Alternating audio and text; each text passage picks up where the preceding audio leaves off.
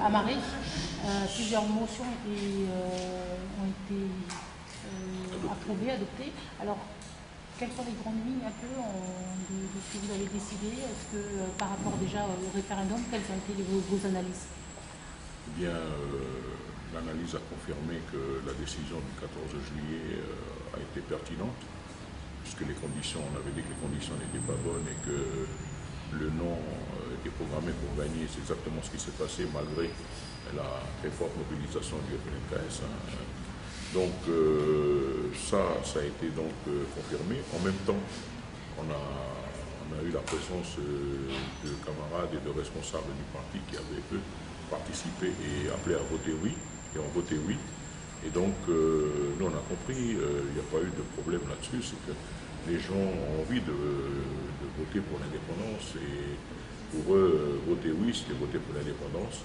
Donc, voilà, il y avait ces deux positions qui trouvaient chacune sa légitimité, et ça a fait que les choses se sont bien faites.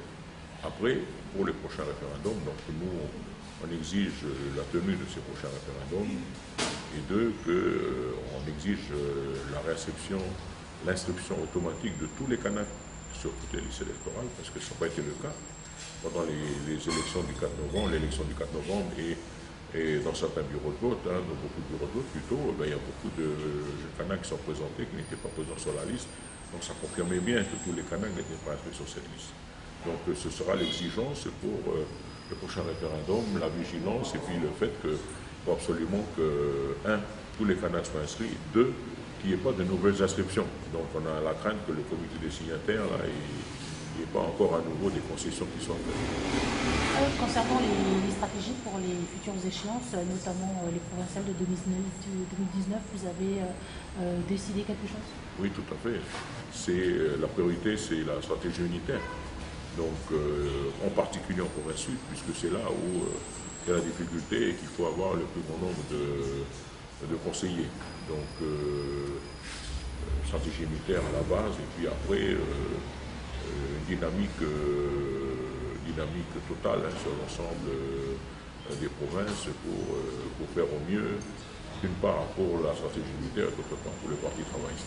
Vous avez, au niveau de la province, est-ce que vous avez déjà décidé que vous allez partir seul ou qu'est-ce qui va se passer? On a une volonté unitaire partout. Maintenant, le Congrès a indiqué que le Parti travailliste pouvait partir dans chaque province, nord et île, seul, avoir une liste seule.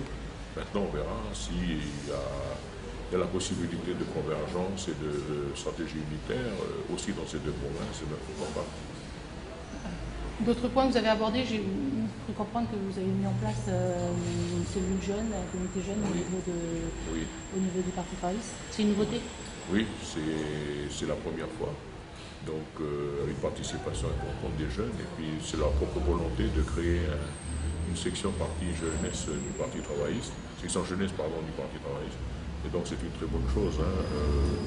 Nous, les cadres les plus anciens et les responsables du parti, on leur a assuré de notre soutien, qu'on va les encadrer, on va leur donner les moyens, et puis on espère qu'ils vont faire un formidable travail pour eux, puis pour leur avenir, l'avenir du pays. Voilà.